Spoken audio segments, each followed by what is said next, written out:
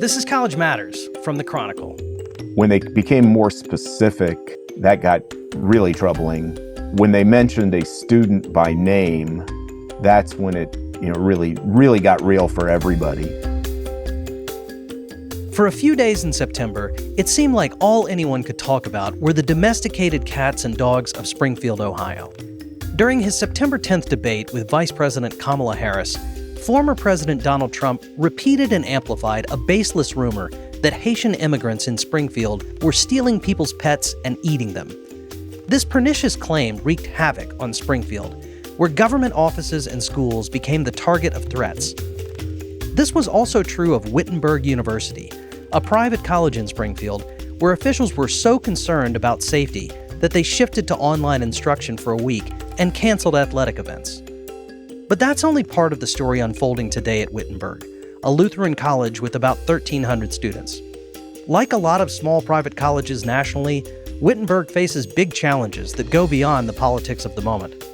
Budget shortfalls and enrollment declines have forced the university to lay off faculty and cut programs. In an unlikely turn of events, Wittenberg University has found itself at the center of some of the most vexing issues facing the country today: political polarization, misinformation, immigration, economic uncertainty, and demographic change. Somehow, in a flash, it all came together at a small private college in a Midwestern town of about 60,000 people.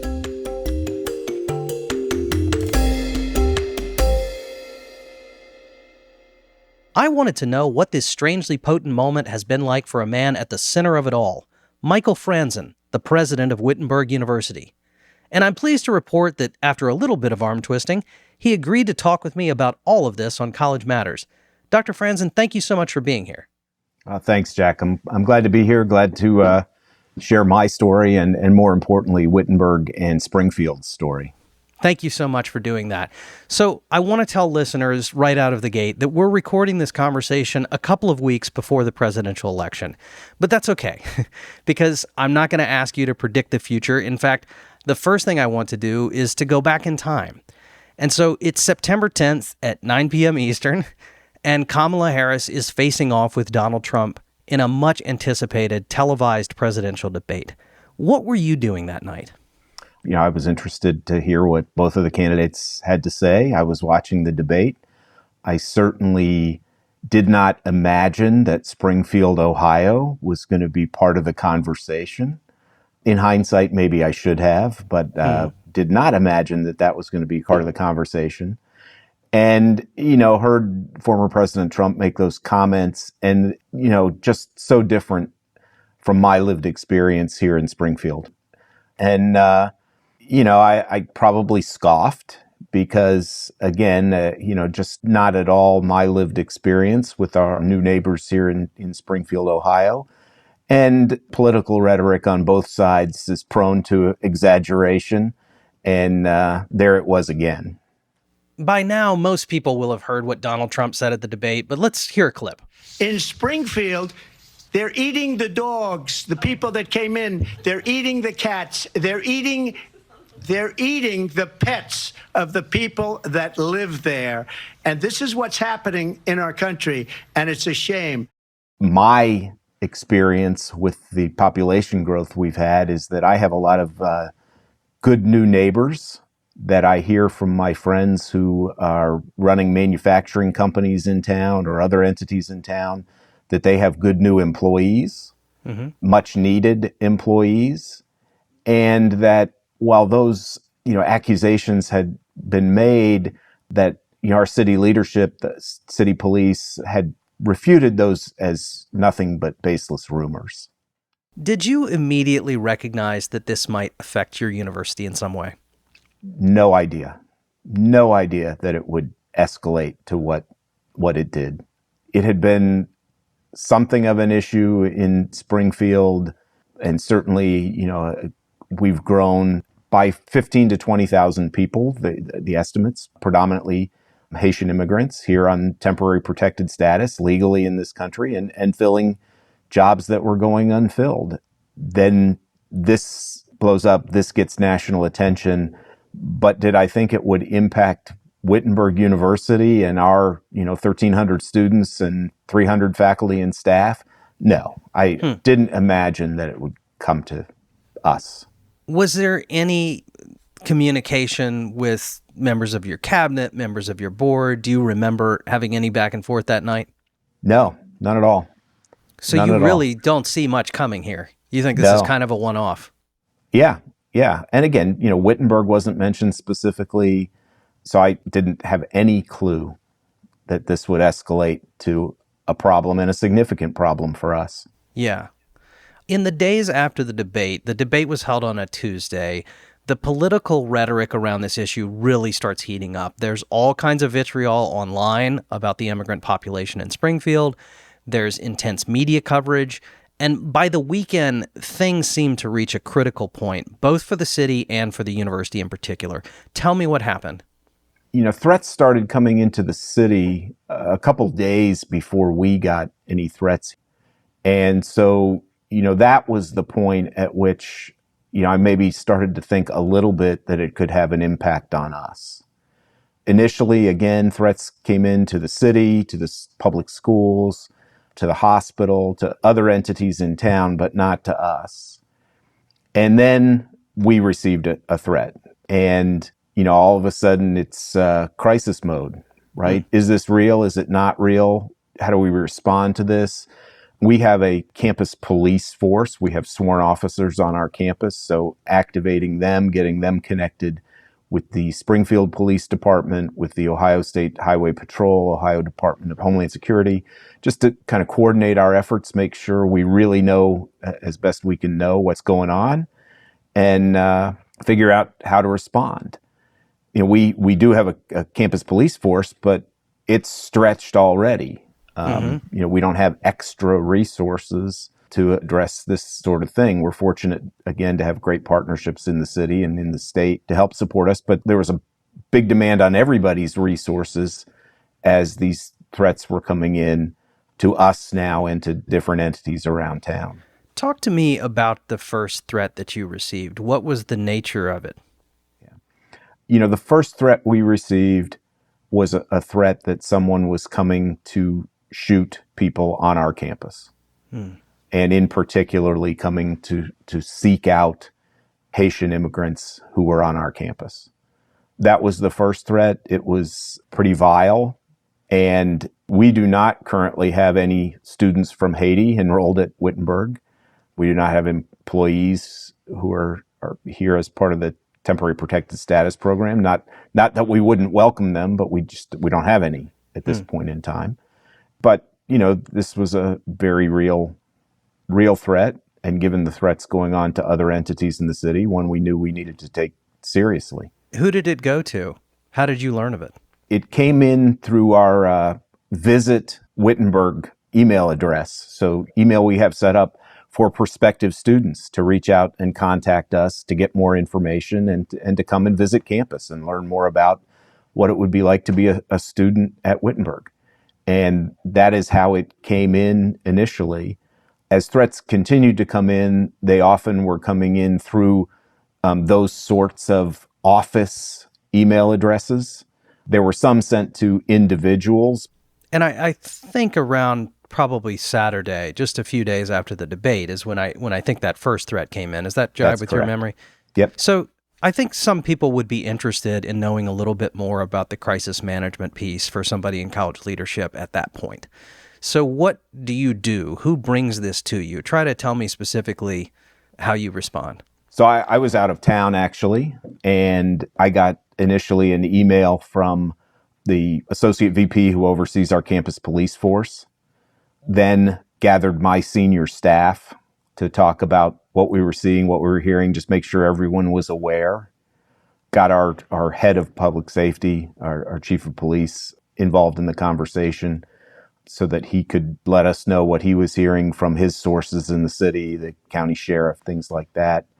Worked with our communications folks about getting a message out about this threat and how we were responding to it, what our sense of the safety and security of students really was, given the threat we'd received. How would you describe the mood of that meeting? I have a really good team that works really well together. So I think matter of fact, we've got a problem we need to address. We're going to address it. COVID taught us a lot about how to do this and how to work together. And a lot of the players are the same as they were back in 2020. So, fortunate or unfortunate that we've had some experience around this sort of thing. When you get a fire hose of threats like this, which it sounds like you eventually did, it's got to be difficult to know how seriously to take them. You have to take them seriously. But as president, were you legit concerned that somebody was going to come on your campus and hurt people? Yeah, I was. I knew the possibility was remote. Most often these sorts of threats don't materialize into any action. But I was definitely worried that it could happen here. We had, prior to the debate even, we had some hate groups in town, in Springfield around this issue with immigration. And so because of that, probably more concerned that something could happen. As we received more and more threats, they started to have information that was pretty specific. A car of a certain color and certain type parked on a certain street with a bomb in it. And in fact, there was a car of that type and color parked on that street. This is a red Honda Civic, I believe. This is a red Honda Civic. That's it. You got it. And our city police checked it out. Not a bomb.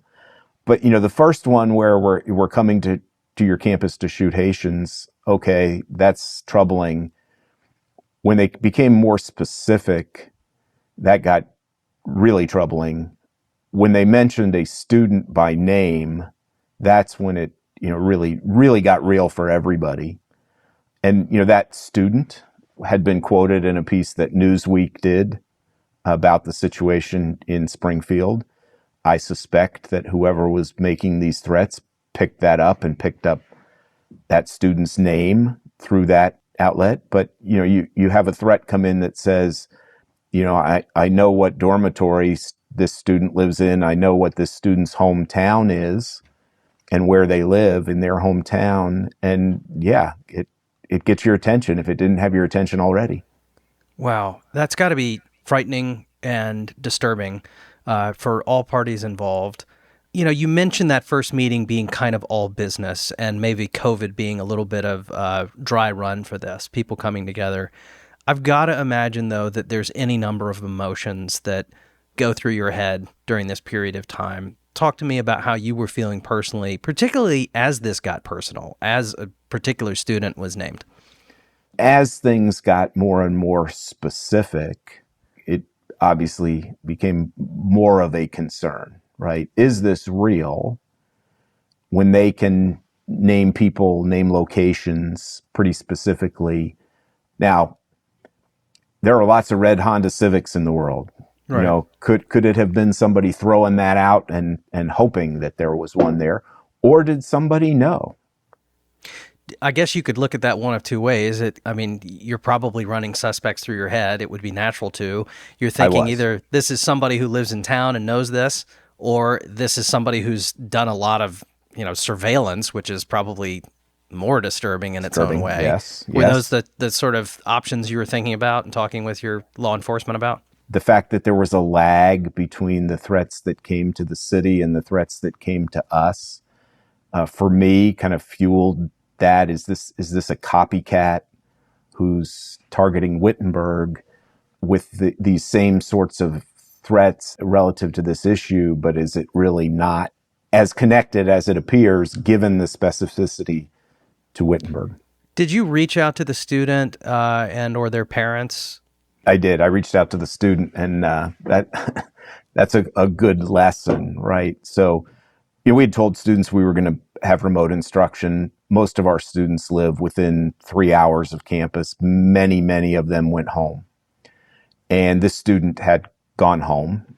Our dean of students had reached out to the student. Our chief of police had reached out to the student. Our chief of police had made a contact with the county sheriff in the student's home county to provide support if necessary. And then I reached out and I called the student, and the student answers the phone, and I said, is this student's name, and long pause on the other end. And I quickly, not quickly enough, said, "This is President Frandsen," right? And, I realized after the fact, if I knew someone had threatened me personally, and I get a phone call from a voice I don't probably recognize, and the question that voice asks is this my name? I'm actually kind of surprised the student didn't hang up. I must have been quick enough to identify myself. I surely hope I never find myself in that situation again. But if I do, you can be sure I will introduce myself before I say anything else. I think that just tells you everything about just how ominous the situation must have felt for people on your campus.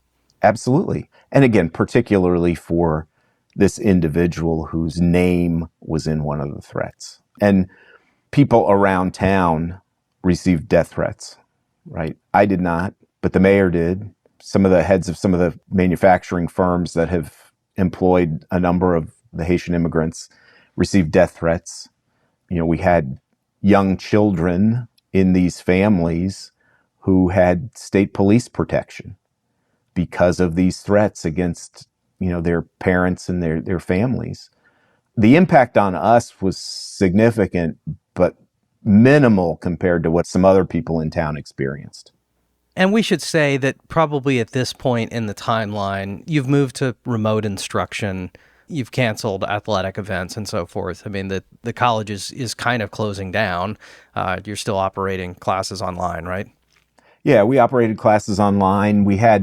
Initially we had about 200 students who stayed on campus. Ultimately, it dropped down to less than 100. We still had to feed them. So our dining hall was open, limited hours with more security. Mm-hmm. But we still were operating. We were still having classes just by remote delivery. But our resources combined with the resources that the state and others could provide to us weren't enough for us to keep all of our activities happening on campus.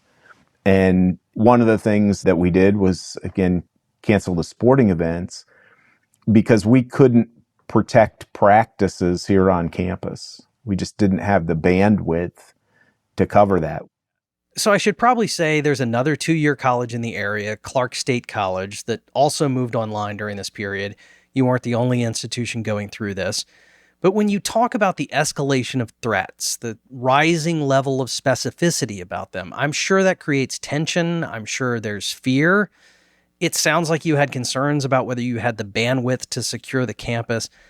I can't imagine, though, that you didn't also feel some frustration, if not anger, that you were put in this position. Yeah, absolutely. We had enough on our plate, right? Like so many small residential colleges, we're struggling with challenges with enrollment, challenges with our finances.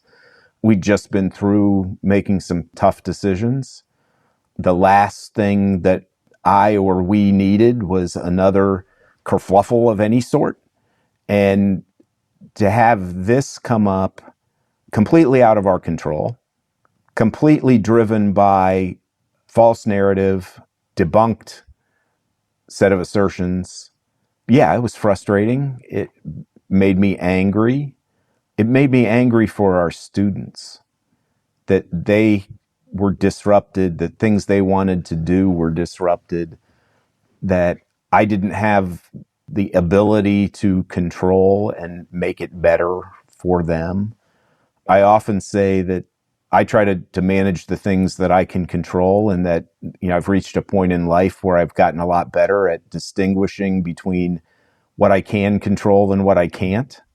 And this was a situation where a lot of it was out of my control. And that's frustrating, that's angering, but I trusted our local law enforcement. I trusted our on-campus police to help me make the best decisions for everybody going forward. And I think we did, given the information we had. Stick around. We'll be back in a minute.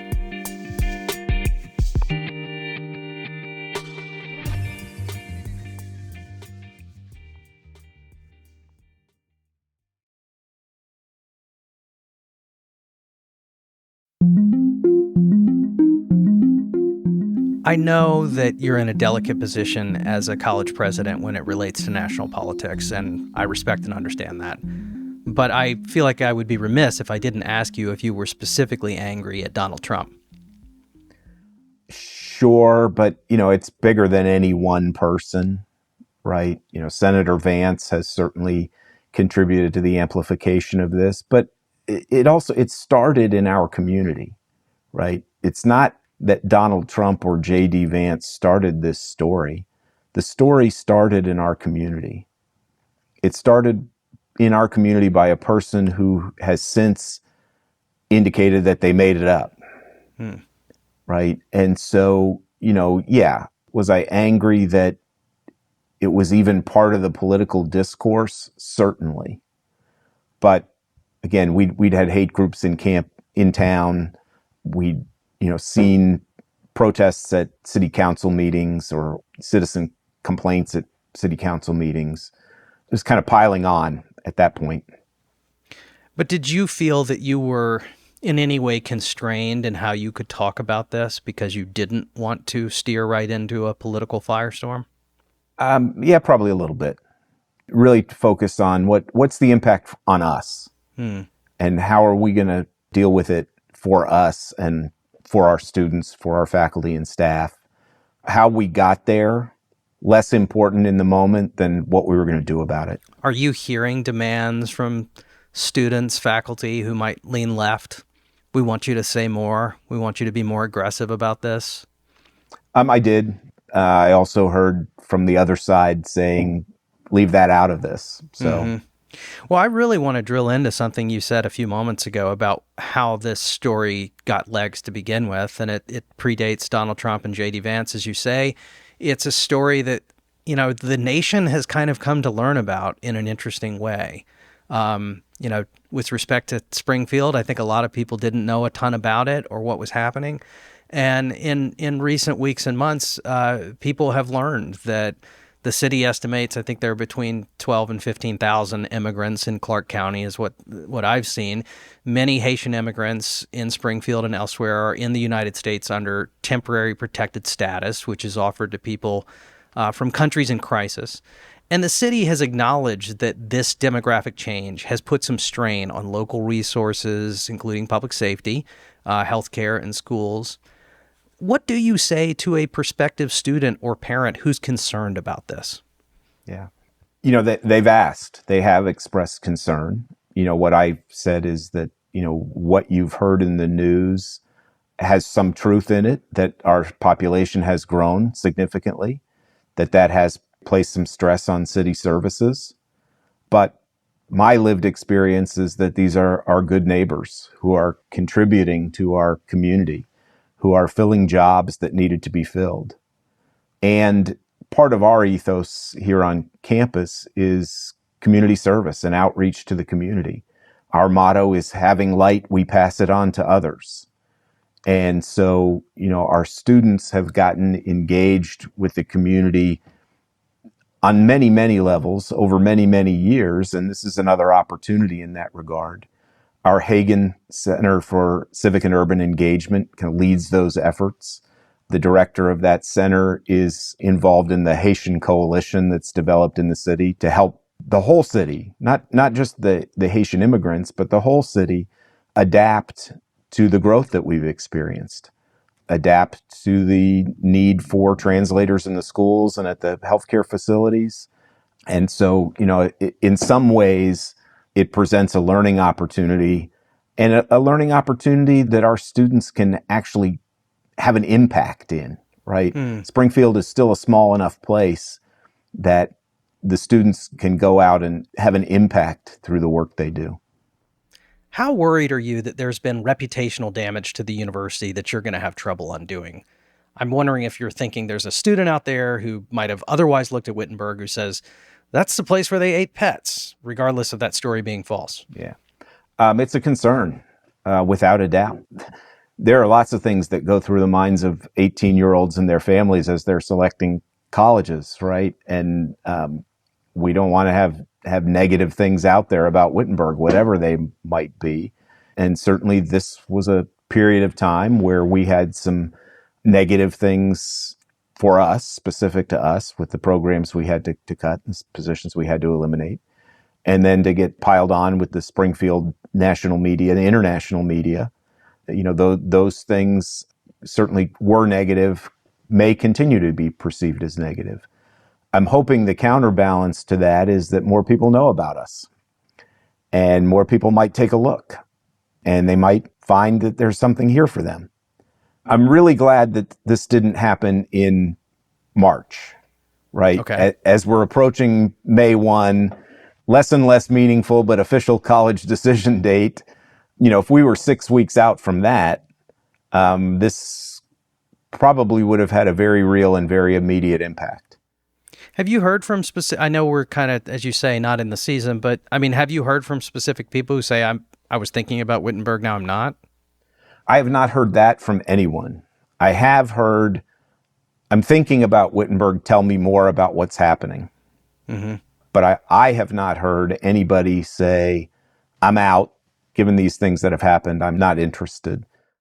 The flip side of this being a pretty divided country is that for every person who's calling in a bomb threat on a red Honda Civic, there are probably hundreds of people who have a great deal of sympathy for your town. In an odd way, does this present an opportunity for the university? Yeah, I absolutely think so. And I actually think even with our division, there are probably more people who feel sympathy for our town. Mm-hmm. And long-term, that may be helpful to Wittenberg and to Springfield and to Clark County and to our new neighbors. Yeah, in the short run, it certainly wasn't helpful, but maybe in the long run, the attention is a good thing. We did lose a couple of students after we, went to remote instruction for a week, students who were concerned about the situation. We always lose students in the first week of a new semester, and we had two who pointed to this particular thing. We might have lost two others for some other thing in another year. So yes, I'm troubled by losing any student.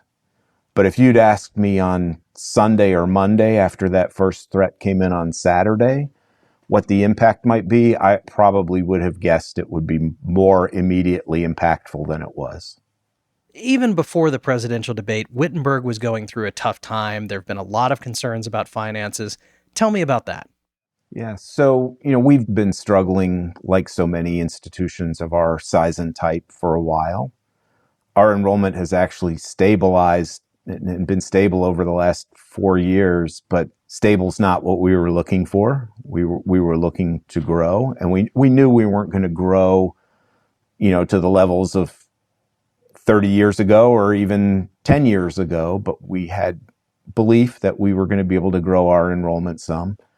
It became clear that, at least in the near term, that's not likely, and we needed to right size, to make some choices to adjust to that reality. And, in July, the board directed me to make some pretty significant reductions. I know at one point there was talk of maybe cutting something like 60% of faculty positions. Did it end up being that's extreme? No. We have about 100 faculty, and yes, there was an initial plan to potentially cut nearly 60%. We ended up cutting about 25% of the faculty. We had a very small number of students in major programs impacted by that. And this never makes campuses happy. So No. I am wondering, you have this very unexpected moment of crisis. Yeah. At that point in time, is it fair to say you're not the most popular guy on campus? Yeah, probably. That's probably fair. The leader gets all the blame sometimes, and that's an occupational hazard that I'm fine with. I would imagine that when you reflect on your life in college leadership, that this will be something you'll remember. And I wonder if you can even say now what it is you think you will remember about this experience. I hope I'll remember that a team of people really came together to meet the moment, and, dealing with bits of information and ever-changing information, lots of uncertainty, but that we worked together to meet the moment. For better or worse, what did this reveal to you about the country? Just how easy it is for any information, good or bad, to get amplified and spread like wildfire. And I knew that, but I never felt it before. This really brought it home. Not only in my backyard, it was in my front yard and all around me.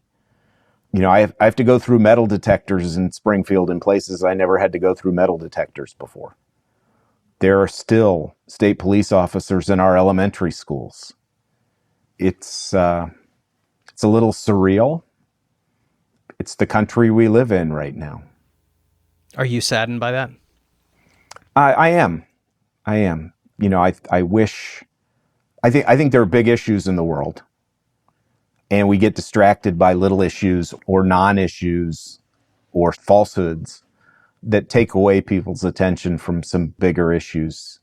What's happening in the Middle East? What's happening in Ukraine? What's happening with the climate? What's happening with water?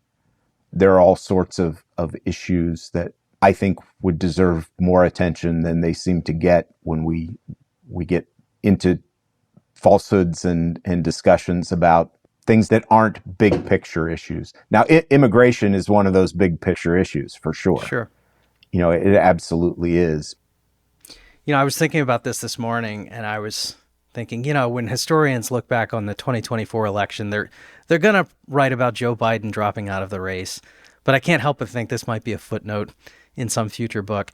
Do you find it a little interesting, if not bizarre, that Wittenberg University has somehow found itself in the midst of one of the bigger political stories of this campaign? Absolutely. Absolutely. And again, you know, I watched the debate. Did I think for even a moment that Wittenberg was going to get dragged in to this? I did not. There'll be a couple paragraphs about Haitian immigrants, cats, dogs, and Springfield in the historical record. Well, as you say, immigration is a big issue that people in this country care deeply about. But as somebody who has done all kinds of reporting for many years, I also know that people care deeply about pets, and that may have something to do with the resonance of this story. And I am curious, does the president of Wittenberg University have any pets? I do. I have a golden retriever, Thea, who is a very popular creature on our campus. My wife and I live on campus. Thea gets a walk around campus at least twice a day, and the students are always eager to say hello to Thea, and she is eager to say hello to them as well. Well, I wish you and your wife and Thea all the best of luck. Thank you for coming on the show. I really appreciate it. Thank you, Jack. Appreciate the opportunity.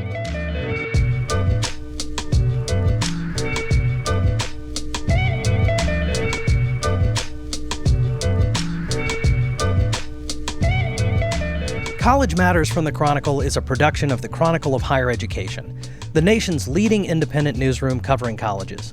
If you like the show, please leave us a review or invite a friend to listen. And remember to subscribe on Apple Podcasts, Spotify, or wherever you get your podcasts so that you never miss an episode.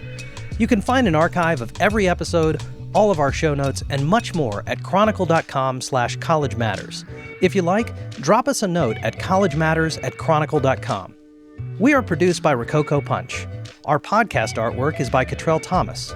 Special thanks to our colleagues Brock Reed, Sarah Brown, Fernanda Zamudio Suarez, Laura Krantz, Carmen Mendoza, Ron Coddington, Joshua Hatch, and all of the people at the Chronicle who make this show possible.